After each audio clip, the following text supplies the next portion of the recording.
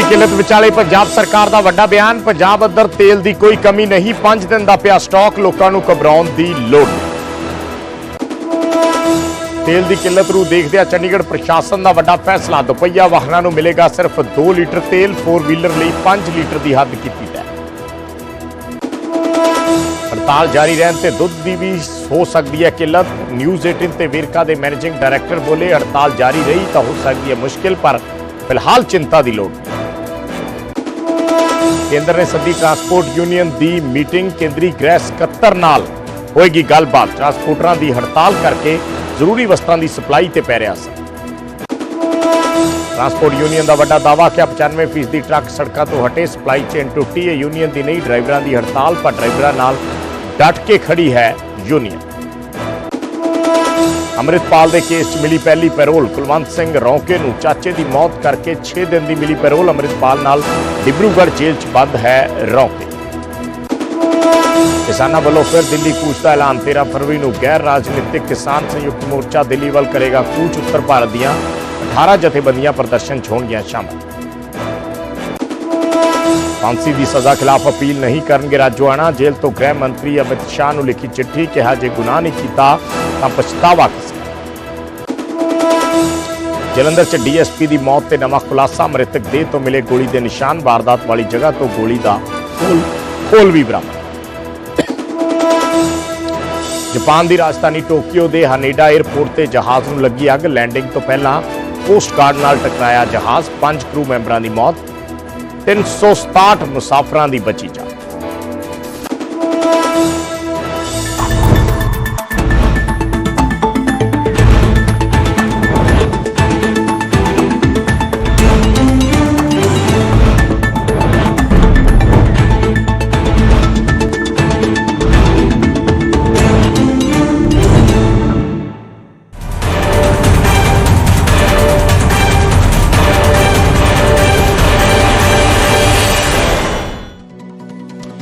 सत श्री अकाल। न्यूज़ 18 पंजाब हरियाणा देख रहे सारे दर्शकों का स्वागत है। मैं हाँ विजयपाल सिंह बराड़। 7 वालियां खबरां लैके दर्शकों के सामने हाजिर हां ते जिक्र तेल की किल्लत दा। दरअसल हिट एंड रन केस नूं लैके केंद्र सरकार ने एक नवा कानून लैके आंदा तां इस कानून का विरोध शुरू हो गया और विरोध दे विच ट्रक ड्राइवर हड़ताल ते चले गए। शुरुआत दे विच भावें छोटी गल लगी, पर जिवें इसका असर नजर आया तां हाहाकार मच गई, त्राही त्राही मच गई।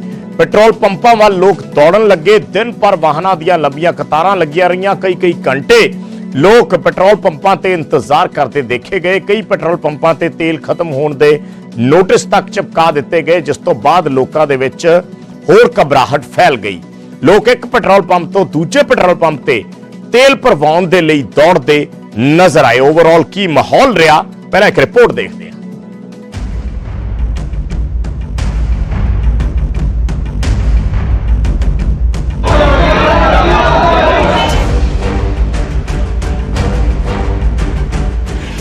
पेट्रोल पंप ते वाहनां दीयां लंबियां लाइनां लगियां होईयां ने।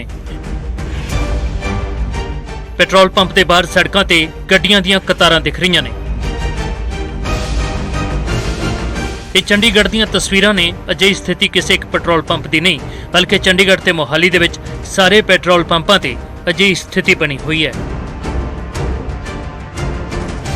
चंडीगढ़ दी ये तस्वीरां ने जिथे लंबी लंबी लाइनां लगी हुई है। तस्वीरां तुसीं वेख सकते हो कि किस तरह लाइनां लगी हुई है। जिद्दां जिद्दां लोकां नूं पता लग रहा है लोकी अपना फुल टैंक करवाउण वास्ते पहुंच रहे।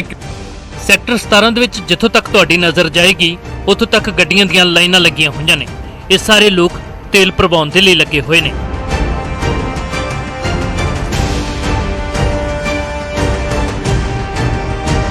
चंडीगढ़ दे विच कई पेट्रोल पंप ते तेल खत्म हो गया है, जिस दे बाद बकायदा नोटिस ला दिते गए ने।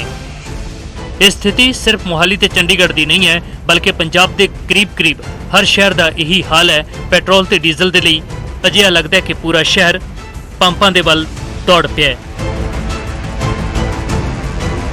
पटियाला दे इस पेट्रोल पंप ते लोग तेल भरवाउण दे लई हत्थों पाई ते उतर आए।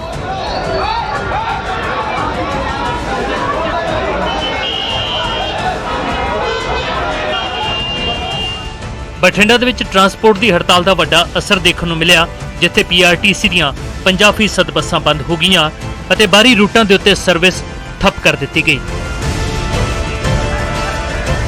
ਗੁਰਦਾਸਪੁਰ, ਫਰੀਦਕੋਟ, ਰਾਜਪੁਰਾ ਤੇ ਸੰਗਰੂਰ ਦੇ ਵਿੱਚ ਵੀ ਹਾਲਾਤ ਅਜਿਹੇ ਨੇ ਕਿ ਪੈਟਰੋਲ ਪੰਪਾਂ ਤੇ ਤੇਲ ਖਤਮ ਹੋ ਗਿਆ ਹੈ। ਜਿੱਥੇ ਥੋੜਾ ਬਹੁਤਾ ਤੇਲ ਬਚਿਆ ਹੈ ਉੱਥੇ ਲੰਬੀਆਂ ਲਾਈਨਾਂ ਲੱਗੀਆਂ ਹੋਈਆਂ ਨੇ।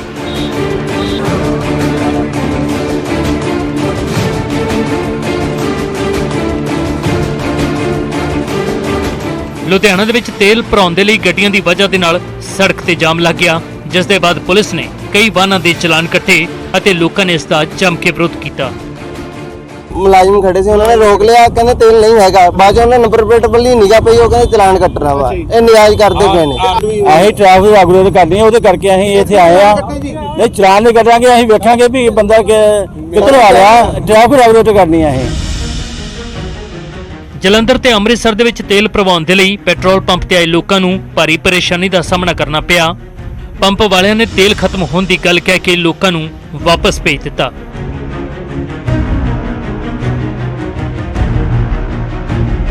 ਲੋਕਾਂ ਨੂੰ ਲੱਗਦਾ ਹੈ ਕਿ ਟਰਾਂਸਪੋਰਟਰਾਂ ਦੀ ਹੜਤਾਲ ਦੀ ਵਜ੍ਹਾ ਦੇ ਨਾਲ ਪੈਟਰੋਲ ਤੇ ਤੇਲ ਦੀ ਸਪਲਾਈ ਨਹੀਂ ਹੋ ਪਾਵੇਗੀ ਅਤੇ ਤੇਲ ਨਾ ਮਿਲਣ ਕਰਕੇ ਸਭ ਕੁਝ ਠੱਪ ਹੋ ਜਾਵੇਗਾ। ਇਸੇ ਡਰ ਦੀ ਵਜ੍ਹਾ ਕਰਕੇ ਲੋਕ ਪੈਟਰੋਲ ਪੰਪਾਂ ਦੇ ਵੱਲ ਦੌੜ ਰਹੇ ਨੇ। Bureau report, news 18। ਤੇ ਟਰੱਕਾਂ ਦੇ ਚੱਕਾ ਜਾਮ ਦੇ ਵਿਚਾਲੇ ਪੰਜਾਬ ਲਈ ਇੱਕ ਰਾਹਤ ਭਰੀ ਖਬਰ ਹੈ। ਪੰਜਾਬ ਸਰਕਾਰ ਨੇ ਸਾਫ਼ ਕਰ ਦਿੱਤਾ ਹੈ ਕਿ ਪੰਜਾਬ ਦੇ ਵਿੱਚ ਤੇਲ ਦੀ ਕੋਈ ਕਿੱਲਤ ਨਹੀਂ ਹੈ। ਇਸ ਕਰਕੇ ਲੋਕਾਂ ਨੂੰ ਘਬਰਾਉਣ ਦੀ ਕੋਈ ਲੋੜ ਨਹੀਂ। ਬਕਾਇਦਾ ਤੇਲ ਦੇ ਸਟਾਕ ਦਾ ਅੰਕੜਾ ਵੀ ਸਰਕਾਰ ਨੇ ਜਾਰੀ ਕੀਤਾ ਹੈ ਅਤੇ ਲੋਕਾਂ ਨੂੰ ਅਫਵਾਹਾਂ ਤੋਂ ਬਚਣ ਦੀ ਅਪੀਲ ਵੀ ਕੀਤੀ ਗਈ ਹੈ।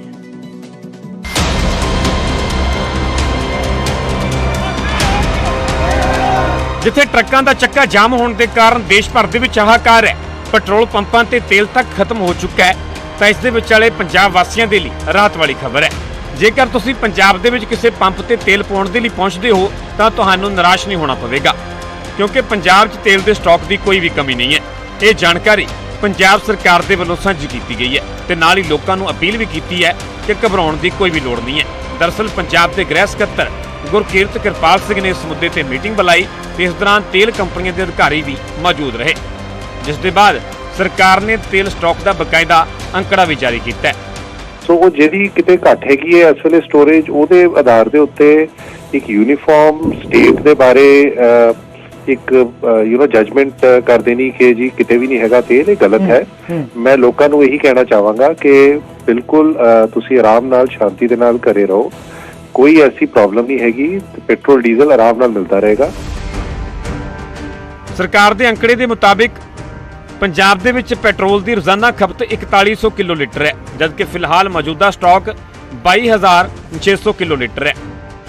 ਜਦਕਿ ਪੰਜਾਬ ਦੇ ਵਿੱਚ ਡੀਜ਼ਲ ਦੀ ਰੋਜ਼ਾਨਾ ਖਪਤ 10000 ਕਿਲੋਲੀਟਰ ਹੈ ਤੇ ਅਜੇ ਡੀਜ਼ਲ ਦਾ 1,20,000 ਕਿਲੋਲੀਟਰ ਦਾ ਸਟਾਕ ਬਾਕੀ ਹੈ ਤੇ 1,20,000 ਕਿਲੋਲੀਟਰ ਦੇ ਵਿੱਚੋਂ 90,000 ਕਿਲੋਲੀਟਰ ਟਰਮੀਨਲਾਂ ਤੇ ਹੈ, ਜਿਸ ਦੀ ਸਪਲਾਈ ਸਿੱਧੇ ਪਾਈਪਲਾਈਨ ਦੇ ਰਾਹੀਂ ਹੁੰਦੀ ਹੈ। ਟਰਮੀਨਲ ਪਾਈਪਲਾਈਨ ਦੇ ਜ਼ਰੀਏ ਰਿਫਾਈਨਰੀਆਂ ਦੇ ਨਾਲ ਜੁੜੇ ਹੋਏ ਨੇ। ਪੰਜਾਬ ਦੇ ਗ੍ਰਹਿ ਸਕੱਤਰ ਗੁਰਕੀਰਤ ਕਿਰਪਾਲ ਸਿੰਘ ਖੁਦ ਨਿਊਜ਼ 18 ਪੰਜਾਬ ਦੇ ਨਾਲ ਜੁੜੇ, ਜਿੱਥੇ ਉਹਨਾਂ ਮੌਜੂਦਾ ਸਥਿਤੀ ਤੋਂ ਵਾਕਿਫ ਕਰਵਾਇਆ ਹੈ, ਉੱਥੇ ਲੋਕਾਂ ਨੂੰ ਅਫਵਾਹਾਂ ਤੋਂ ਵੀ ਬਚਣ ਦੀ ਅਪੀਲ ਕੀਤੀ ਹੈ। ਕੁਝ ਨਿਊਜ਼ ਰਿਪੋਰਟਸ ਐਸੀਆਂ ਆ ਰਹੀਆਂ ਸੀ ਕਿ ਅੱਜ ਸ਼ਾਮ ਤੱਕ ਹੀ ਖਤਮ ਹੋ ਜਾਣਾ ਹੈ। ਐਸੀ ਕੋਈ ਵੀ ਗੱਲ ਨਹੀਂ ਹੈਗੀ। ਜੇ ਤੁਸੀਂ ਫਿਗਰ ਦੇਖੋਗੇ ਤਾਂ ਉਸ ਹਿਸਾਬ ਨਾਲ ਤੇ ਜੇ ਇੱਕ ਵੀ ਦਾਣਾ ਜਾਂ ਇੱਕ ਵੀ ਡ੍ਰੌਪ ਦੁਬਾਰਾ ਸਟੇਸ਼ਨਾਂ ਵਿੱਚ ਨਹੀਂ ਜਾਂਦਾ ਤਾਂ ਵੀ 8 ਦਿਨ ਤੱਕ ਕੋਈ ਪ੍ਰੋਬਲਮ ਨਹੀਂ ਆਉਂਦੀ। ਸੋ ਸਰਕਾਰ ਦਾ ਬਿਆਨ ਸੂਬੇ ਦੀ ਜਨਤਾ ਦੇ ਲਈ ਵੱਡੀ ਰਾਹਤ ਹੈ, ਜਿਸ ਦੇ ਮੁਤਾਬਿਕ ਇਹ ਤਾਂ ਸਾਫ਼ ਹੈ ਕਿ ਪੰਜਾਬ ਦੇ ਵਿੱਚ ਤੇਲ ਦੀ ਕਿੱਲਤ ਨਹੀਂ ਹੈ, ਬਸ ਲੋਕਾਂ ਨੂੰ ਸੰਜਮ ਵਰਤਣ ਦੀ ਲੋੜ ਹੈ। Bureau report, news 18 Punjab. ਟਰਾਂਸਪੋਰਟਰਾਂ ਦੀ ਹੜਤਾਲ ਦੇ ਨਾਲ ਚਾਰੇ ਪਾਸੇ ਹਾਹਾਕਾਰ ਮੱਚੀ ਹੈ।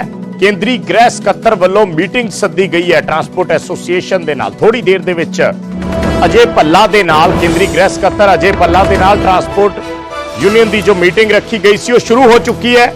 ये ताजा अपडेट है। ट्रांसपोर्टरां की हड़ताल नूं खत्म कराउण दी कोशिश रहेगी इस मीटिंग दे विच और मीटिंग तो बाद कोई ना कोई बड़ा ऐलान किया जा सकता है। ट्रांसपोर्टरां ने अज कहा कि 95% ट्रक सड़कों तो हट गए ने, जिस करके सप्लाई चेन टुट गई है और इस करके ये सारी दिक्कत आई है। पर नाल ही ट्रांसपोर्ट एसोसीएशन ने कहा कि साडी नहीं ये ड्राइवरां की हड़ताल है, पर असीं ड्राइवरां दे नाल डट के खड़े हाँ। उन्हां नाल यही कहा कि सरकार नूं कोई ना कोई राह कढना होएगा। यूनियन ड्राइवरां दे नाल खड़ी है। सो केंद्री गृह सकत्तर अजय भल्ला दे नाल मीटिंग शुरू हो चुकी है ਔਰ ਦੇਖਣਾ ਹੋਏਗਾ ਕਿੰਨੀ ਦੇਰ ਇਹ ਮੀਟਿੰਗ ਚੱਲਦੀ ਹੈ ਕਿ ਇਸ ਮੀਟਿੰਗ ਦੇ ਵਿੱਚੋਂ ਕੋਈ ਕੰਕਰੀਟ ਕੋਈ ਫੈਸਲਾ ਨਿਕਲ ਕੇ ਆਉਂਦਾ ਹੈ, ਕੋਈ ਇਸ ਪੂਰੇ ਮਸਲੇ ਦਾ ਹੱਲ ਨਿਕਲ ਕੇ ਆਉਂਦਾ ਹੈ, ਕਿਉਂਕਿ ਪੂਰੇ ਦੇਸ਼ ਦੇ ਵਿੱਚ ਹਾਹਾਕਾਰ ਮੱਚੀ ਹੋਈ ਹੈ। चिंताएं व्यक्त की थी, अगर समय पर सरकार इसका संज्ञान लेती तो आज ये शायद नौबत ना आती। 1 तारीख को स्पॉन्टेनियस रिएक्शन हुआ, कोई प्लान नहीं था, कोई स्ट्रेटेजी नहीं थी, कोई नीति नहीं थी, लेकिन जगह जगह पे चालकों ने अपना गुस्सा, अपनी चिंताएं, अपना डर सड़कों पर प्रदर्शन किए, सड़कें रोकी गई, गाड़ी चलाने से मना कर रहे हैं, अपने लाइसेंस को जला दिया है, परमिट को जला दिया है और अपना झोला लेके अपने गांव की तरफ वापस जा रहे हैं। हम एक रिस्पॉन्सिबल एसोसिएशन होने के कारण हमने सरकार से पिछले 3 दिन से अपील कर रहे हैं, लगातार अपील कर रहे हैं कि इस मुद्दे को आसान मत लीजिए, गंभीरता देखिए, ये आग जो लगी है इसको बुझाने का काम करिए।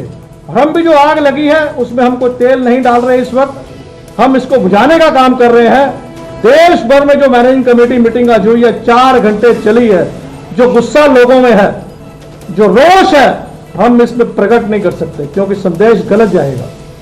आज परिस्थितियों को देखते हुए काफी एक्शन प्लान थे, लेकिन जो परिस्थितियां आपके आने के बाद में जो बदलाव हुआ है, हम बड़े संयम से, जो हमें कॉल आया 7 बजे होम सेक्रेटरी का, और शंकर आनंद साडे सहयोगी नजर आ रहे ने लाइव गलबात करन दे लई मिनिस्ट्री ऑफ होम अफेयर्स तो। शंकर, की कुछ उम्मीद की जा सकती है, क्योंकि जिस तरीके नाल मिनिस्ट्री ने मीटिंग बुलाई है, पूरे देश दे विच हाहाकार मची हुई है, की उम्मीद कर सकते हैं ट्रांसपोर्टर्स तो कि इसका कोई हल निकल सकता है, कोई कंक्रीट डिसीजन आ सकता है? निश्चित तौर पे देखिए, जिस तरह से केंद्रीय गृह मंत्रालय में इस वक्त में ट्रांसपोर्ट जो एसोसिएशन से जुड़े हुए जो प्रतिनिधि हैं उनके साथ में महत्वपूर्ण बैठक की जा रही है, तो निश्चित तौर पे इस मामले का समाधान करने के लिए ही बैठक की जा रही है, जिससे कि बातचीत हो। अब बातचीत करने के बाद जो भी मसले हैं उस मसले का बातचीत के माध्यम से उसका समाधान किया जा सके। देखिए, जिस तरह से ये मसला है, ये मसला बहुत बड़ा मसला नहीं है। इस मसले को बातचीत के से सुलझाया जा सकता है, और इसके साथ ही बहुत सारे ऐसे इनपुट्स हैं, बहुत सारी ऐसी खबरें हैं जो महज अफवाह हैं। अफवाह इस लिहाज से कहा जा रहा है क्योंकि जो एसोसिएशन के बीच में कई ऐसे लोग हैं जो चाहते हैं कि इस मसले को हवा दिया जाए, चाहे उसका राजनीतिकरण किया जाए, और जानबूझकर ऐसे हवाओं को देने की जो कोशिश की जा रही है। तो वो कौन कौन से मसले हैं, उन मसलों पर केंद्रीय गृह मंत्रालय के अधिकारी और खासतौर पर केंद्रीय गृह सचिव अजय भल्ला के नेतृत्व में इस बैठक को अंजाम दिया जा रहा है, और उनके अध्यक्षता में ट्रांसपोर्ट एसोसिएशन से जुड़े हुए तमाम अधिकारियों से उनके मसले पूछे जा रहे हैं कि आपके पॉइंटर्स क्या हैं। फिर उन मसलों का समाधान बताया जा रहा है, और कहाँ तकनीकी तौर पर दिक्कतें आ रही हैं उसको भी समझने का प्रयास किया जा रहा है। तो निश्चित तौर पे यहाँ कोशिश की जाएगी कि उन तमाम मसलों को दूर करके आम लोगों के लिए तमाम इसका समाधान किया जाए। और एक तरह से कह सकते हैं कि अफवाहों की अगर बात करें तो देखिए, कुछ अफवाहें ऐसी हैं कि यहाँ पर जैसे ही जो नए कानून है, नए कानून को गलत तरीके से पेश करने का मसला है। बहुत लोगों को अभी सेक्शन पता नहीं है, बहुत लोगों को उसके प्रावधान नहीं पता हैं, और उस प्रावधान को गलत तरीके से पेश करने की जो कुछ लोगों के द्वारा कोशिश की जा रही है, तो शायद उसी की वजह से ये मामला इतना बड़ा होता हुआ नजर आ रहा है। लेकिन उन तमाम मसलों पर किस तरह से समाधान निकालना है और इस समस्या का जल्द से जल्द समाधान करने के लिए ही ये बैठक की जा रही है। तो 7 बजे ये बैठक प्रारंभ हुई है, अभी भी बैठक जो है केंद्रीय गृह मंत्रालय में चल रही है, और अनुमान लगाया जा रहा है कि अगले आधा घंटे के अंदर में इस मामले पर एक बीच का रास्ता निकाला जाएगा, एक समाधान निकाला जाएगा, और वो समाधान होगा आम लोगों के लिए। और इसके साथ ही इस बात का भी खास ख्याल रखा जाएगा कि ट्रांसपोर्ट एसोसिएशन से जुड़े हुए जो तमाम पॉइंटर्स हैं, जो तमाम बिंदु हैं, उनके भी जो इशूज हैं उसका समाधान किया जाए। और दूसरी तरफ देखा जाए, जो कानून का जो प्रावधान है, जो नए कानून बने हैं, तो उसमें किस तरह से प्रावधान है, और वो प्रावधान बहुत सारे आम लोगों के लिए किस तरह से फायदेमंद है, उसको भी बताया जाएगा, और उसको कानून के लिहाज से उनको आसान शब्दों में बताया जाएगा। तो देखिए, यहाँ पर बहुत सारे ट्रांसपोर्ट एसोसिएशन से जुड़े हुए कई जो अधिकारी हैं वो भी चाहते हैं कि उसका सरलीकरण हो, जो कानून है उस कानून का सरलीकरण हो, यानी कि आसान शब्दों में जब उन्हें बताया जाएगा, समझाया जाएगा कि कानून क्या है और किस तरह से कानून को गलत तरीके से पेश करने का कोशिश कुछ कुछ लोगों के द्वारा किया जा रहा है, तो उस समस्या का समाधान भी किया जा रहा है। और खासतौर पर जैसे बताया जा रहा है, एक अफवाह की मैं जिक्र करना चाहूंगा कि बताया जा रहा है कि जैसे हिट एंड रन का मामला होगा 7 साल की सजा हो जाएगी। ऐसा नहीं है। सजा में कहीं नए कानून में ऐसा कहीं प्रावधान नहीं है कि कहीं हिट एंड रन का मसला होगा 7 साल की सजा, ऐसे नहीं है। अगर कोई ऐसा मामला होता है तो मामला कोर्ट में जाता है, कोर्ट में उस मामले को देखा जाता है, समझा जाता है, उस मामले की गंभीरता को देखी जाती है, क्या ये मामला इसमें अधिकतम सजा दिया जा सकता है या नहीं, या कम सजा दे करके उसे, वो अगर व्यक्ति अपनी गलती को मान रहा है तो उसे छोड़ा जा सकता है या कम सजा दिया जा सकता है। तो ऐसे, या जुर्माने का जो प्रावधान है, जुर्माने के प्रावधान को लेकर भी कहा जा रहा है कि 7 लाख रुपया सीधा जुर्माना लग जाएगा। तो ऐसे जुर्माने का प्रावधान नहीं है, बल्कि इस मसले पे कोर्ट डिसाइड करेगा, कोर्ट निर्णय करेगा क्या इस मामले में अधिकतम जुर्माना लगाया जा सकता है, या इसमें अगर कम जुर्माना लगाकर भी उसे छोड़ा जा सकता है। तो उन तमाम मसलों पर चर्चाएं की जा रही हैं। और जिस तरह से बकायदा अगर बात करें कि एक आम बोलचाल की भाषा में मैं समझाना चाहूंगा कि बहुत सारे ऐसे सेक्शन है कि जैसे कहीं पर किसी भी ट्रक वाले से या बस वाले से या अन्य किसी चालक से अगर कोई हादसा हो जाता है, एक्सीडेंट होता है, तो क्या मौके पर वो बचाने की कोशिश किया या नहीं किया, क्या उस पीड़ित शख्स को वो अस्पताल ले जाने की कोशिश किया या नहीं किया, या इस मामले पर अगर उस सही वक्त पर लोगों को अगर अस्पताल पहुंचा दिया जाए, या इस मामले की जानकारी स्थानीय पुलिस को वो दिया कि नहीं दिया। तो अगर आदमी ऐसी कोशिश करे तो कई लोगों की जान बचाई जा सकती है। तो ऐसे प्रावधान को किस तरह से आम लोगों को बीच में रखना है, इस कानून के जो नए प्रावधान है उसको कैसे बताना है, तो इन तमाम मसलों पर भी चर्चाएं की जा रही हैं। तो निश्चित तौर पर इस बैठक में इस बात का कोशिश किया जाएगा कि यहाँ पर जल्द से जल्द इस मामले का समाधान किया जाए। हालांकि देखिए, जो मीटिंग की बात कर रहे थे, लगभग वक्त जो है वो पूरा हो चुका है। थोड़ी देर के बाद तमाम जो प्रतिनिधि हैं वो बाहर निकलने वाले हैं, और जब बाहर निकलेंगे तो उसके बाद इस मामले में विस्तार से उनसे पूछा जा सकता है कि किन किन बिंदुओं पर चर्चा हुई है और किस तरह से इस मामले में फैसला लिया गया है। तो थोड़ा सा वक्त का इंतजार करना पड़ेगा। हालांकि देखिए, इस वक्त में 2 महत्वपूर्ण बैठक अभी गृह मंत्रालय में चल रहा है। पहला जम्मू कश्मीर के मसले को लेकर, और इसके साथ ही जो दूसरा महत्वपूर्ण जो चर्चा है वो है ट्रांसपोर्ट एसोसिएशन से जुड़े मसले पर।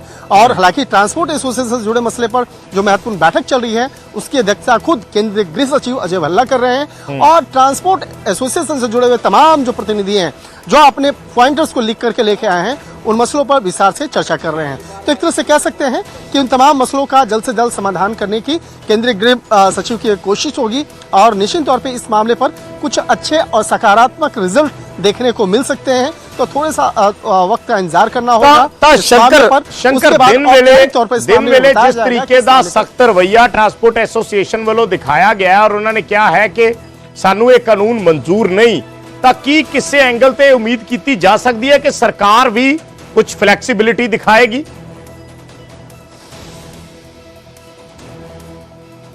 निश्चित रूप से देखिए, कोई भी मसला ऐसा नहीं है जिसे बातचीत के माध्यम से सुलझाया नहीं जा सकता है। तो इस मामले का भी एक जो बातचीत के माध्यम से इस मसले का समाधान निकालने की कोशिश की जाएगी।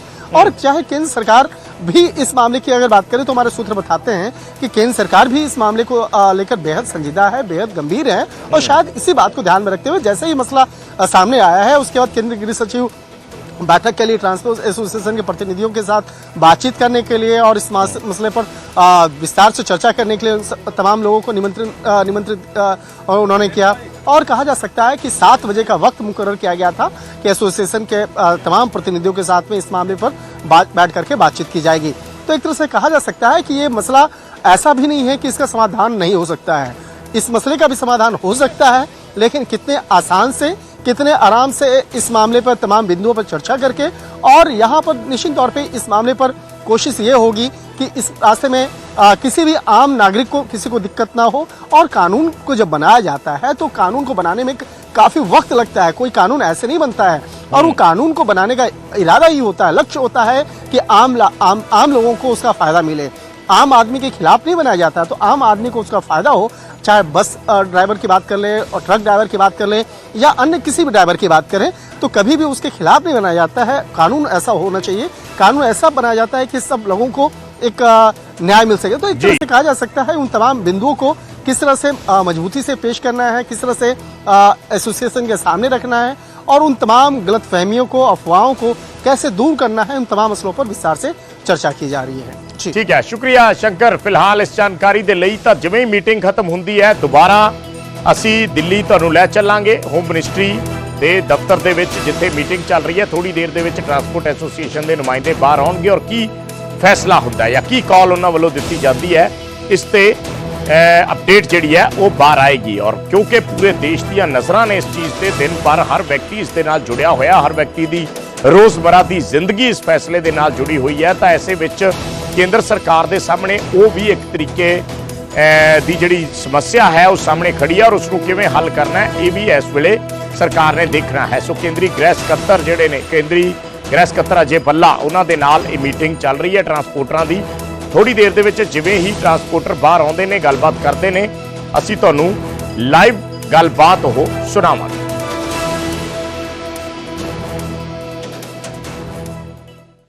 ਤੇ ਉਧਰ ਬਠਿੰਡਾ ਦੇ ਵਿੱਚ ਰਾਮਾ ਮੰਡੀ ਰਿਫਾਈਨਰੀ ਦੇ ਬਾਹਰ ਧਰਨਾ ਦਿੱਤਾ ਹੈ ਟਰੱਕ ਡਰਾਈਵਰਾਂ ਨੇ ਔਰ ਰਿਫਾਈਨਰੀ ਦੇ ਗੇਟ ਦੇ ਬਾਹਰ ਧਰਨਾ ਲਾ ਦਿੱਤਾ ਹੈ। ਗੈਸ ਢੋਣ ਵਾਲੇ ਟੈਂਕਰਾਂ ਦਾ ਚੱਕਾ ਜਾਮ ਕੀਤਾ ਹੈ।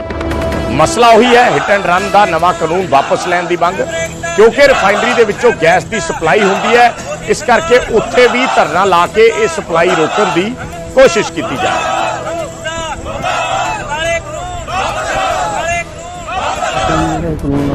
मोदी सरकार ने बनाए ਇਹਦੀ ਮੈਂ ਸਖਤ ਹੱਦਾਂ ਦੀ ਨਿਗਾਹ ਕਰਦਾ ਕਿਉਂਕਿ ਇਹ ਮੋਟਰਸਾਈਕਲ ਤੋਂ ਲੈ ਕੇ ਹਾਈਵੇ ਵਾਹਨ ਤੱਕ ਲਾਗੂ ਹੋਊਗਾ ਇਹ ਕਾਨੂੰਨ। ਤੇ ਜਿਹੜਾ ਕੋਈ ਡਰਾਈਵਰੀ ਕਰਦਾ ਹੈ ਉਹ ਕੋਈ ਜਾਣਬੁੱਝ ਕੇ ਐਕਸੀਡੈਂਟ ਨਹੀਂ ਕਰਦਾ।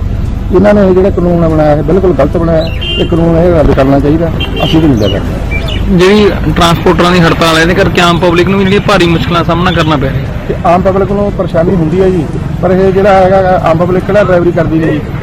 ਇਹ ਆਮ ਪਬਲਿਕ ਤੋਂ ਜਿਹੜਾ ਐਕਸੀਡੈਂਟ ਹੋ ਗਿਆ ਤੇ ਉਹਨਾਂ ਨੂੰ ਵੀ ਸਜ਼ਾ ਤਾਂ ਬਰਾਬਰ ਹੀ ਹੋ ਜਾਏਗੀ ਤੇ ਸਭ ਤੇ ਕਾਨੂੰਨ ਲਾਗੂ ਹੋਊਗਾ। ਮੈਂ ਤਾਂ ਕਹਿੰਦਾ ਡਰਾਈਵਰਾਂ ਸਾਥ ਦੇਣ, ਸਾਰਿਆਂ ਨੂੰ ਬੇਨਤੀ ਹੈ ਵੀ ਸਾਰੇ ਸਾਥ ਦੇਣ। ਕੀ ਮੰਗ ਹੈ ਤੁਹਾਡੀ ਸਰਕਾਰ? ਇਹ ਮੰਗ ਸਾਡੀ ਇਹ ਹੈ ਜੀ, ਇਹ ਮਤਲਬ ਜੋ ਇਹਨਾਂ ਨੇ ਕਾਨੂੰਨ ਬਣਾਏ ਉਹ ਰੱਦ ਹੋਣੇ ਚਾਹੀਦੇ ਨੇ। ਡਰਾਈਵਰਾਂ ਦੀਆਂ ਤਨਖਾਹਾਂ ਵਧਣੀਆਂ ਚਾਹੀਦੀਆਂ, ਡਰਾਈਵਰਾਂ ਦਾ ਟਾਈਮ ਵੀ ਕਰਨਾ ਚਾਹੀਦਾ ਵੀ ਡਰਾਈਵਰ ਇੰਨੇ ਘੰਟੇ ਗੱਡੀ ਚਲਾਵੇ। ਅਸੀਂ 24 ਘੰਟੇ ਲਗਾਤਾਰ ਗੱਡੀਆਂ ਚਲਾਉਣੀਆਂ ਜੀ, ਦਿੰਦੇ ਸਾਨੂੰ ਕੁਝ ਵੀ ਨਹੀਂ। ਜੇ ਸਰਕਾਰ ਤੁਹਾਡੀਆਂ ਮੰਗਾਂ ਨਹੀਂ ਮੰਨਦੀ ਫਿਰ ਤੁਹਾਡਾ ਅਗਲਾ ਕਦਮ ਕੀ ਹੋਊਗਾ? ਅਗਲਾ ਕੰਮ ਧਰਨਾ ਸਾਡਾ ਚਾਲੂ ਰਹੂਗਾ ਜੀ। ਫਿਰ ਅਸੀਂ 3 ਤਰੀਕ ਤੋਂ ਪ੍ਰੋਪਰ ਹੀ ਰੋਡ ਬੰਦ ਕਰਾਂਗੇ ਜੀ। ਮਤਲਬ ਕਾਰ ਜੀਪ ਕੋਈ ਚੀਜ਼ ਨਹੀਂ ਲੰਘੇ, ਚੱਕਾ ਜਾਮ ਕਰਾਂਗੇ।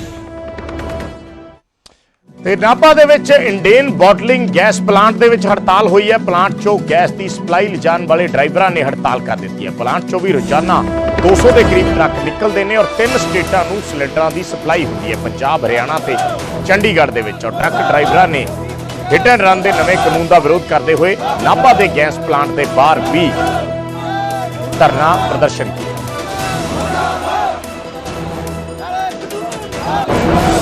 ਜਿਹੜੇ ਇਹ ਕਾਨੂੰਨ ਬਣਾਏ ਹੈ ਇਹ ਬਹੁਤ ਹੀ ਮੰਦਭਾਗਾ ਕਾਨੂੰਨ ਹੈ, ਕਿਉਂਕਿ ਇੱਕ ਜਿਹੜਾ ਦੇਸ਼ ਦੀ ਸੇਵਾ ਕਰਨ ਵਾਲਾ, ਜਿੱਦਾਂ ਸਿਪਾਹੀ ਇੱਕ ਸੈਨਿਕ ਦੇਸ਼ ਦੀ ਸੇਵਾ ਕਰਦਾ ਹੈ, ਉਸੇ ਤਰ੍ਹਾਂ ਡਰਾਈਵਰ ਵੀ ਦੇਸ਼ ਦੀ ਸੇਵਾ ਕਰ ਰਿਹਾ ਹੈ। ਕਿਤੇ ਤੋਂ ਚੱਲ ਕੇ ਕਿੱਥੇ ਤੋਂ ਦੇਖੋ ਤੁਸੀਂ ਦੁਨੀਆ ਦੇ ਹਰ ਇੱਕ ਨਕਸ਼ੇ ਦੇ ਉੱਤੇ ਡਰਾਈਵਰ ਘੁੰਮਦਾ ਹੈ, ਕਿੱਥੇ ਤੋਂ ਲੈ ਕੇ ਕਿੱਥੇ ਤੱਕ ਉਹ ਮਾਲ ਪਹੁੰਚਾਉਂਦਾ ਹੈ ਆਪਣਾ ਪਰਿਵਾਰ ਛੱਡ ਕੇ, ਠੀਕ ਹੈ ਨਾ। ਇਸ ਕਰਕੇ ਅਸੀਂ ਇਹੀ ਅਪੀਲ ਕਰਦੇ ਹਾਂ ਸਰਕਾਰ ਨੂੰ ਵੀ ਜਿਹੜਾ ਪਹਿਲਾਂ ਕੰਮ ਚੱਲਦਾ ਸੀ ਉਦੋਂ ਹੀ ਚੱਲਣਾ ਚਾਹੀਦਾ ਹੈ। ਇਹ ਸੈਂਟਰ ਸਰਕਾਰ ਜਿਹੜਾ ਵੀ ਕੋਈ ਵੀ ਕਾਨੂੰਨ ਬਣਾਉਂਦੀ ਹੈ ਇਹ ਮਤਲਬ ਇਨਸਾਨ ਨੂੰ ਪਿੱਛੇ ਕਰਨ ਦੇ ਮਾਰੇ ਕਾਨੂੰਨ ਬਣਾਉਂਦੀ ਹੈ ਤਾਂ ਜੋ ਇਹ ਬੜਿਆਂ ਦੇ ਹੱਥਾਂ 'ਚ ਦਿੱਤਾ ਜਾਵੇ ਤੇ ਛੋਟੇ ਟਰੱਕ ਆਪਰੇਟਰਾਂ ਤੋਂ ਇਹ ਕੰਮ ਖੋਇਆ ਜਾਵੇ। ਇਸੇ ਤਰ੍ਹਾਂ ਦੇਖਦੇ ਹੋ ਜੋ ਕੇਂਦਰ ਸਰਕਾਰ ਨੇ ਕਿਹਾ 10 ਸਾਲ ਦੀ ਸਜ਼ਾ ਤੇ 7 ਲੱਖ ਰੁਪਇਆ ਜੁਰਮਾਨਾ। ਇਹ ਪਹਿਲੀ ਗੱਲ ਤਾਂ ਇਹ ਹੈ ਜੀ ਵਿਚਾਰੇ ਸਾਰੇ ਡਰਾਈਵਰ ਭਾਈ ਗਰੀਬ ਨੇ। ਅਸੀਂ ਵੀ ਆਪਰੇਟਰਾਂ 2-2 ਗੱਡੀਆਂ ਵਾਲੇ, ਅਸੀਂ ਵੀ ਡਰਾਈਵਰ ਹਾਂ ਸਾਰੇ। ਕੋਈ ਪ੍ਰਧਾਨ ਬਣ ਗਿਆ, ਕੋਈ ਮੈਂਬਰ ਬਣ ਗਿਆ। ਸਾਨੂੰ ਤਾਂ ਸਮਝਾ ਬਾਹਲੀ ਤਕਲੀਫ ਹੈ ਇਹ ਚੀਜ਼ਾਂ ਦੇ ਵਿੱਚ। ਮੈਂਬਰ ਪ੍ਰਧਾਨ ਬਣੀਏ ਕਿ ਆਪਣੇ ਟਰੱਕ ਚਲਾਈਏ, ਆਪਣਾ ਰੁਜ਼ਗਾਰ ਚਲਾਈਏ। ਸਾਨੂੰ ਆਪ ਚਲਾ ਕੇ ਨਹੀਂ ਕੁਝ ਬਚਦਾ, ਡਰਾਈਵਰ ਕੀ ਬਚਾਉਣਗੇ ਵਿਚਾਰੇ। ਜੇ ਸਾਤੋਂ ਵੀ ਐਕਸੀਡੈਂਟ ਹੋ ਗਿਆ ਸਜ਼ਾ ਤਾਂ ਸਾਡੇ ਵਾਸਤੇ ਵੀ ਉੱਡੀ ਹੋਆ। ਡਰਾਈਵਰ ਤਾਂ ਅਸੀਂ ਵੀ ਅਜਾ ਸੀਟ ਤੇ ਬੈਠੇ ਹਾਂ। ਬਾਕੀ ਸਾਰੇ ਡਰਾਈਵਰ ਨੇ ਜਿੰਨੇ ਵੀ, ਲੋਕਾਂ ਦੇ ਹਲੇ ਸਮਝ 'ਚ ਨਹੀਂ ਆ ਰਹੀ। ਜਿਵੇਂ ਖੇਤੀ ਕਾਨੂੰਨ ਨਹੀਂ ਸਮਝ 'ਚ ਆਏ, ਹੁਣ ਸਾਰਾ ਕੁਝ ਆ ਜਾਣਾ ਜੀ ਸਮਝ 'ਚ ਲੋਕਾਂ ਦੇ। ਸਾਰਿਆਂ ਨੂੰ ਪ੍ਰਚਾਰ ਪਤਾ ਲੱਗ ਜੂਗਾ ਜਦ ਇਹਨਾਂ ਨੇ ਕਰਤਾ। ਹੁਣ ਬਿਆਨ ਤਾਂ ਦੇਤਾ ਵੀ ਹੋ ਜਾਣਾ, ਲਾਗੂ ਵੀ ਹੋ ਜਾਣਾ। ਜਦੋਂ ਲਾਗੂ ਹੋ ਗਿਆ ਸਾਡੇ ਤੇ ਬੰਨਿਆ ਗਿਆ, ਫਿਰ ਜਿਹੜਾ ਕੋਈ ਆਮ ਅੱਜ ਸਮਾਣੇ ਕੋਲ ਐਕਸੀਡੈਂਟ ਹੋਇਆ, 3 ਜਣੇ ਮੋਟਰਸਾਈਕਲ ਤੇ ਜਾਂਦੇ ਸੀ, ਟਰੱਕ ਵਿੱਚ ਲੱਗੇ ਨੇ, 3 ਮਰ ਗਏ। ਉਹ ਵੀ ਤਾਂ ਓਵਰਲੋਡ ਆ, ਮੋਟਰਸਾਈਕਲ ਵੀ ਓਵਰਲੋਡ ਆ। ਟਰੱਕ ਵਾਲੇ ਦਾ ਵੀ ਕਸੂਰ ਹੈ ਜਾਂ ਮੋਟਰਸਾਈਕਲ ਵਾਲਾ ਸਾਈਕਲ ਵਾਲੇ ਨੂੰ ਮਾਰ ਦੂ, ਜਦ ਪਤਾ ਲੱਗ ਜੂਗਾ ਵੀ ਮੇਰਾ ਕੀ ਕਸੂਰ ਆ। ਉਹਨੂੰ ਪਤਾ ਲੱਗ ਜੂ ਵੀ ਡਰਾਈਵਰੀ ਕੀ ਚੀਜ਼ ਆ। ਹਲੇ ਕਿਸੇ ਦੇ ਦਿਮਾਗ 'ਚ ਵੜ ਨਹੀਂ ਰਿਹਾ। ਹਲੇ ਕਿਸੇ ਨੂੰ ਭੁਲੇਖਾ ਹੈ ਵੀ ਅਸੀਂ ਡਰਾਈਵਰ ਨਹੀਂ। ਪਤਾ ਲੱਗ ਜੂ ਸਾਰਿਆਂ ਨੂੰ, ਹੌਲੀ ਹੌਲੀ ਸਾਰਿਆਂ ਨੂੰ ਪਤਾ ਲੱਗਦਾ ਹੋਊਗਾ। ਜਿਹੜਾ ਮੋਟਰਸਾਈਕਲ ਤੋਂ ਲੈ ਕੇ ਵੱਡਾ ਕੋਈ ਵੀ ਵਹੀਕਲ ਆ ਜੀ, ਰਿਕਸ਼ਾ ਕੁਝ ਵੀ ਆ, ਈ ਰਿਕਸ਼ਾ, ਸਾਰੇ ਡਰਾਈਵਰ ਨੇ ਉਹ ਜਿਨ੍ਹਾਂ ਕੋਲ ਲਾਇਸੈਂਸ ਆ। ਇੱਕ ਬਸ ਆ ਬੈਟਰੀ ਵਾਲਿਆਂ ਬਾਰੇ ਸਾਨੂੰ ਗਿਆਨ ਨਹੀਂ ਹੈਗਾ ਵੀ ਕੀ ਕਰਿਆ ਉਹਨਾਂ ਨੇ। ਉਹਨਾਂ ਵਾਸਤੇ ਮਾਫ ਹੋਊਗਾ ਥੋੜਾ ਬਹੁਤ, ਸਾਡੇ ਵਾਸਤੇ ਤਾਂ ਕਾਨੂੰਨ ਉਹਨਾਂ ਨੇ ਪਹਿਲਾਂ ਦੀ ਬਥੇਰੇ ਲਾਏ ਹੋਏ ਨੇ। ਤੁਸੀਂ ਕਿਸ ਤਰ੍ਹਾਂ ਦੇਖਦੇ ਹੋ ਇੱਥੇ ਕਿੰਨੇ ਕ ਜਿਹੜੇ ਗੈਸ ਬੋਟਲਿੰਗ ਪਲਾਂਟ ਚੋਂ ਟਰੱਕ ਜਾਂਦੇ ਨੇ ਤੇ ਕਿੰਨੇ ਕ ਟਰੱਕ ਡਰਾਈਵਰ ਹੁਣ ਸਟ੍ਰਾਈਕ ਤੇ ਨੇ? ਸਟ੍ਰਾਈਕ ਤੇ ਜੀ ਤਕਰੀਬਨ 215 ਦੇ ਲਗਭਗ ਡਰਾਈਵਰ ਸਟ੍ਰਾਈਕ ਤੇ ਨੇਗੇ। ਸਾਡਾ ਜੀ ਜਿਵੇਂ ਇਹਨਾਂ ਨੇ ਕਾਨੂੰਨ ਬਣਾਇਆਗਾ ਹਿੱਟ ਐਂਡ ਰਨ ਦਾ, ਵੀ ਉਹਦੇ ਨਾਲ ਇੱਕ ਜੇ ਨਾਲ ਐਂ ਵੀ ਕਰ ਦਿੰਦੇ ਵੀ ਜੇ ਡਰਾਈਵਰ ਖੜੂਗਾ ਉਹਨੂੰ ਕੋਈ ਹੱਥ ਲਾਊਗਾ। ਤੇ ਤੇਲ ਦੀ ਕਿੱਲਤ ਦੇ ਵਿਚਾਲੇ ਚੰਡੀਗੜ੍ਹ ਪ੍ਰਸ਼ਾਸਨ ਨੇ ਵੀ ਇੱਕ ਵੱਡਾ ਫੈਸਲਾ ਲਿਆ। ਤੇਲ ਸੰਕਟ ਨੂੰ ਦੇਖਦੇ ਹੋਏ ਲਿਮਿਟ ਫਿਕਸ ਕਰ ਦਿੱਤੀ ਗਈ ਹੈ, ਉਸ ਦੀ ਮਾਤਰਾ ਫਿਕਸ ਕਰ ਦਿੱਤੀ ਗਈ ਹੈ ਕਿ ਜਿਹੜੇ ਦੁਪਹੀਆ ਵਾਹਨ ਨੇ ਉਹਨਾਂ ਨੂੰ 2 ਲੀਟਰ ਤੋਂ ਜ਼ਿਆਦਾ ਤੇਲ ਨਹੀਂ ਮਿਲੇਗਾ ਜਦੋਂ ਤੱਕ ਇਹ ਮਸਲਾ ਹੱਲ ਨਹੀਂ ਹੁੰਦਾ। ਤੇ ਜਿਹੜੇ 4 ਵੀਲਰਸ ਨੇ ਯਾਨੀ ਕਾਰਾਂ ਨੇ ਜਾਂ ਹੋਰ ਵਹੀਕਲ ਨੇ 4 ਪਹੀਆ ਵਾਹਨ, ਉਹਨਾਂ ਨੂੰ 5 ਲੀਟਰ ਤੋਂ ਜ਼ਿਆਦਾ ਤੇਲ ਨਹੀਂ ਮਿਲੇਗਾ। ਔਰ ਵੱਧ ਤੋਂ ਵੱਧ ਲੋਕਾਂ ਨੂੰ ਤੇਲ ਦੇਣ ਦੀ ਇਹ ਕੋਸ਼ਿਸ਼ ਹੈ। ਇਸ ਦੇ ਚੱਲਦੇ ਚੰਡੀਗੜ੍ਹ ਪ੍ਰਸ਼ਾਸਨ ਵੱਲੋਂ ਇਹ ਫੈਸਲਾ ਲਿਆ ਗਿਆ। ਤੇ ਇਸ ਸਭ ਦੇ ਵਿੱਚ ਅਸਰ ਇਸ ਦਾ ਦੁੱਧ ਦੀ ਸਪਲਾਈ ਤੇ ਵੀ ਪੈਣ ਵਾਲਾ ਹੈ। ਨਿਊਜ਼ 18 ਤੇ ਵੇਰਕਾ ਦੇ ਜੀਐਮ ਨੇ ਇੱਕ ਵੱਡਾ ਬਿਆਨ ਦਿੱਤਾ ਹੈ ਕਿ ਹੜਤਾਲ ਜਾਰੀ ਰਹੀ ਤਾਂ ਸਪਲਾਈ ਤੇ ਇਸ ਦਾ ਅਸਰ ਜ਼ਰੂਰ ਪਏਗਾ। ਉਹਨਾਂ ਕਿਹਾ ਕਿ ਫਿਲਹਾਲ ਸਾਡੇ ਕੋਲੇ ਸਟਾਕ ਹੈ, ਪਰ ਜੇ ਹੜਤਾਲ ਚੱਲਦੀ ਹੈ ਤਾਂ ਫਿਰ ਅਗਲੇ ਦਿਨਾਂ ਦੇ ਵਿੱਚ ਇਸ ਨੂੰ ਲੈ ਕੇ ਵੀ ਦਿੱਕਤ ਆ ਸਕਦੀ ਹੈ।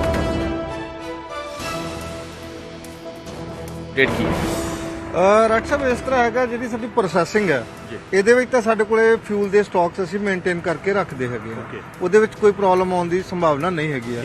ਲੇਕਿਨ ਜਿਹੜਾ ਸਾਡਾ ਡਿਸਟ੍ਰੀਬਿਊਸ਼ਨ ਨੈਟਵਰਕ ਹੈ ਕਾਫੀ ਦੂਰ ਤੱਕ ਹਿਮਾਚਲ, ਦਿੱਲੀ ਜਾਂ ਸਾਰਾ ਪੰਜਾਬ NCR ਵਿੱਚ ਹੈਗਾ, ਤੇ ਉੱਥੇ ਸਾਡੇ ਡਿਸਟ੍ਰੀਬਿਊਸ਼ਨ 'ਚ ਕੋਈ ਜੇ ਪੈਟਰੋਲ ਦੀ ਕਿੱਲਤ ਆਉਂਦੀ ਹੈ ਤਾਂ ਡੀਜ਼ਲ ਦੀ, ਤਾਂ ਸੰਭਾਵਨਾ ਹੈ ਕਿ ਨੈਟਵਰਕ ਜਿਹੜਾ ਸਾਡਾ ਡਿਸਟ੍ਰੀਬਿਊਸ਼ਨ ਨੈਟਵਰਕ ਉਹ ਇਫੈਕਟ ਹੋਵੇ। ਲੇਕਿਨ ਜਿਸ ਤਰ੍ਹਾਂ ਸਾਡੇ ਹਾਇਰ ਅਥਾਰਟੀਜ਼ ਟੇਕ ਅਪ ਕਰ ਰਹੀਆਂ ਮੈਟਰ ਨੂੰ, ਤੇ ਸਾਡੀ ਕੋਸ਼ਿਸ਼ ਹੈ ਕਿ ਅਸੀਂ ਜਿਹੜੀ ਡਿਸਟ੍ਰੀਬਿਊਸ਼ਨ ਨੈਟਵਰਕ ਆ ਉਹਨੂੰ ਮੇਨਟੇਨ ਕਰਾਂਗੇ ਔਰ ਲੋਕਾਂ ਨੂੰ ਜਿਹੜਾ ਹੈਗਾ ਸਾਡੀ ਦੁੱਧ ਦੀ ਸਪਲਾਈ ਜਾਂ ਦੁੱਧ ਪਦਾਰਥਾਂ ਦੀ ਜਿਹੜੀ ਸਪਲਾਈ ਹੈ ਉਹ ਨਿਰਵਿਘਨ ਜਿਹੜੀ ਹੈ ਚਾਲੂ ਰੱਖਣ ਦੀ ਸਾਡੀ ਪੂਰੀ ਕੋਸ਼ਿਸ਼ ਹੈ। ਸਰ ਹੁਣ ਤੱਕ ਦੀ ਸਿਚੁਏਸ਼ਨ ਕੀ ਹੈ? ਹੁਣ ਚੱਲ ਰਿਹਾ ਸਹੀ? ਬਿਲਕੁਲ ਸਹੀ ਚੱਲ ਰਿਹਾ, ਹੁਣ ਫਿਲਹਾਲ ਠੀਕ ਚੱਲ ਰਿਹਾ ਹੈਗਾ। ਤੇ ਜਿਹੜੇ ਸਾਡੇ ਹਾਇਰ ਅਥਾਰਟੀਜ਼ ਨੇ ਗਵਰਨਮੈਂਟ ਲੈਵਲ ਤੇ ਤੱਕ ਵੀ ਸਾਰੀਆਂ ਇਹ ਅਪਰਾਈਜ਼ ਕਰ ਦਿੱਤਾ ਗਿਆ ਉਹਨਾਂ ਨੂੰ, ਤੇ they are taking up the action. ਠੀਕ ਹੈ ਸਰ, ਕਿਉਂਕਿ ਆਪਣਾ ਇਹ ਪਲਾਂਟ ਹੈ, ਸਭ ਤੋਂ ਵੱਡਾ ਪਲਾਂਟ ਹੈ, ਜਿੱਦਾਂ ਤੁਸੀਂ ਦੱਸਿਆ ਦਿੱਲੀ, ਹਿਮਾਚਲ, ਪੂਰਾ ਟਰਾਈ ਸਿਟੀ ਦੇ ਵਿੱਚ ਇਹ ਸਪਲਾਈ ਜਾਂਦੀ ਹੈ। ਕਿਉਂਕਿ ਹਿਮਾਚਲ ਜਿਹੜਾ ਜਾ ਰਹੇ ਆ, ਦਿੱਲੀ ਜਾ ਰਹੇ ਆ, ਉਹਦੇ ਵਿੱਚ ਪ੍ਰੋਬਲਮ ਹੋ ਸਕਦੀ ਹੈ, ਹਾਲਾਂਕਿ ਲੋਕਲ 'ਚ ਨਾ ਹੋਵੇ। ਨਹੀਂ, ਉਸ ਇਸ ਤਰ੍ਹਾਂ ਹੁੰਦਾ ਕਿ ਦੂਰੀ ਜ਼ਿਆਦਾ ਹੈ, ਉਹਨਾਂ ਦਾ ਡੀਜ਼ਲ ਜ਼ਿਆਦਾ ਲੱਗਦਾ ਤਾਂ ਉਹਨਾਂ ਦੀਆਂ ਜਿਹੜੀਆਂ ਟੈਂਕੀਜ਼ ਹੈਗੀਆਂ ਉਹ ਜਲਦੀ ਖਾਲੀ ਹੋਣ ਦੀ ਸੰਭਾਵਨਾ। ਅਦਰਵਾਈਜ਼ ਅਸੀਂ ਟੇਕ ਅਪ ਕਰ ਰਹੇ ਹੈਗੇ ਆ ਕਿ ਕਿਸੇ ਵੀ ਤਰੀਕੇ ਨਾਲ ਜਿਹੜਾ ਹੈਗਾ ਡੀਜ਼ਲ ਜਾਂ ਪੈਟਰੋਲ ਜੋ ਵੀ ਫਿਊਲ ਹੈਗਾ ਉਹ ਅਸੀਂ ਮੇਨਟੇਨ ਰੱਖੀਏ, ਤੇ ਸਪਲਾਈ ਅਸੀਂ ਕੋਸ਼ਿਸ਼ ਕਰ ਰਹੇ ਹਾਂ ਔਰ ਤੁਹਾਨੂੰ ਯਕੀਨ ਦਿਵਾਉਣਾ ਕਿ ਨਿਰਵਿਘਨ ਸਪਲਾਈ ਜਿਹੜੀ ਹੈਗੀ ਆ ਲੋਕਾਂ ਨੂੰ।